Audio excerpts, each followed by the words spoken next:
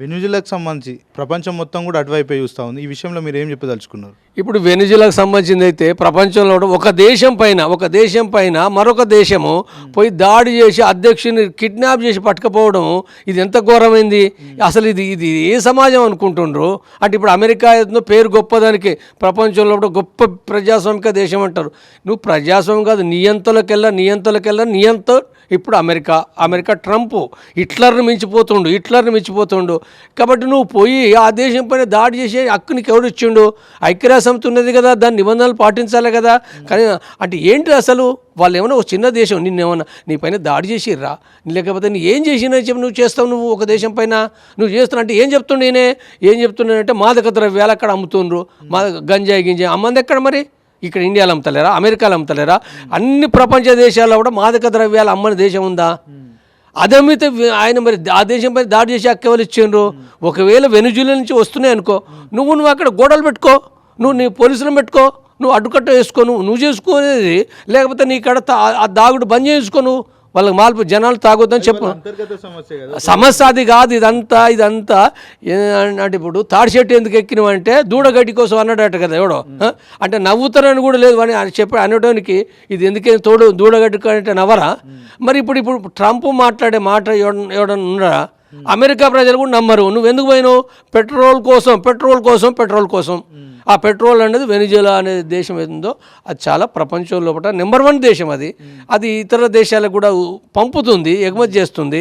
అయితే ఇప్పుడు మదురోకు ముందు చావేజ్ అని ఒక కమ్యూనిస్ట్ నాయకుడు ఉండే, ఆయన చనిపోయిండు. అయితే ఆ చావేజ్ ఉన్నప్పుడే ఆయన కమ్యూనిస్ట్ కాబట్టి ఏంటంటే ఇప్పుడు ఆ కంపెనీలు ఏవైతున్నాయో పెట్రోల్ కంపెనీలు ఏంటంటే ఇప్పుడు పెద్ద గుత్త సంస్థలు, అంబానీ ఆదాలు అంటే గుత్త సంస్థలు, అమెరికా కంపెనీలు, వాళ్ళు ఆ కంపెనీలన్నీ వాళ్ళ హ్యాండ్ ఓవర్ ఉంటే ఆయన వాటిని జాతీయం చేసేసిండు. లేదు ఇది ఎవరికి ప్రైవేట్ కాదు, ఇది గవర్నమెంటే ఉండాలి, ఆ వచ్చిన ఫలితం ప్రజలు తినాలి అనే దాంతో ఆయన గవర్నమెంట్ చేసిన తర్వాత అమెరికా వాళ్ళకు చాలా ఇది అయిపోయింది.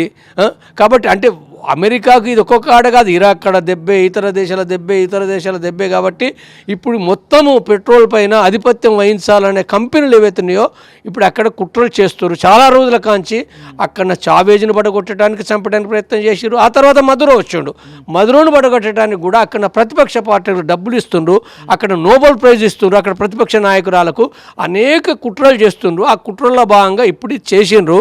కాబట్టి మొత్తం కూడా ఏంటంటే మొత్తం ప్రపంచం అంతా వ్యతిరేకిస్తుంది. అమెరికా ఏదైతుందో ప్రపంచం ముందట అదొక నెంబర్ 1 టెర్రరిస్ట్ దేశంగా, గుండా దేశంగా అది ఉంది.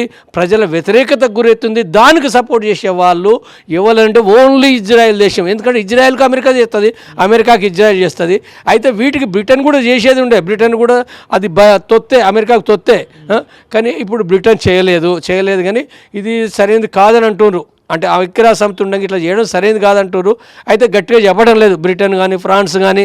ఇప్పుడు భారతదేశం కూడా చెప్పదు కదా, భారతదేశం కూడా శాంతియుతంగా ఉండాలి, మాట్లాడుకోవాలంటది. కానీ మరి చక్కగా ట్రంప్ని అనొచ్చు కదా, ఇదేం పద్ధతి నువ్వు చేసేది అంటే ఇప్పుడు ఇలా అక్కడ చేసి ఇక్కడ కూడా చేయొచ్చు కదా, రేపు భారతదేశం పైన కూడా చేస్తాడు కదా. భారతదేశం లోపల కూడా ఇప్పుడు మనం చూసినాం కదా, సాఫ్ట్వేర్ ఉద్యోగాలు చేసేటోళ్ళు నువ్వు ఇక్కడ నీకు లేదని చెప్పి ఆ హెలికాప్టర్ లోపల తీసుకొచ్చి బీడీ లిస్ట్ తీసుకొచ్చి ఇక్కడ ఉపజెప్పారు కదా, బీడీలు ఉపజెప్పారు. తర్వాత మళ్ళీ మోడీకి ఎప్పుడు ఇక్కడ సుంకాలు వేస్తాను కదా భారతదేశం పైన. కాబట్టి ఇక్కడ మన ప్రభుత్వం ఖచ్చితంగా ట్రంప్ విధానాలు వ్యతిరేకించాలి, గట్టిగా మాట్లాడాలి. లేకపోతే ఇప్పుడు మోడీ ఏమనుకుంటారు, అమెరికాకు ట్రంప్కు లొంగిపోయింది అనుకుంటారు. కాబట్టి ఇప్పుడు ఏదైనా ఇవాళ అంటే ఇది ఏమవుతుంది, ప్రపంచ యుద్ధానికి మారుతుందా? ఎందుకంటే ట్రంప్ చాలామందిని బెదిరిస్తుండు, క్యూబాని బెదిరిస్తుండు, తర్వాత గ్రీస్లాండ్ బెదిరిస్తుండు, ఇంకా చాలా దేశాలు బెదిరిస్తుండు. అంటే ఆయన కావాల్సింది ఏంటంటే ఇప్పుడు బెదిరించి అక్కడ సుంకాలు వేయాలి, అక్కడ వనరులను చేతబట్టుకోవాలి, ఆయన కంపెనీ నిలబడాలని అనుకుంటుండు.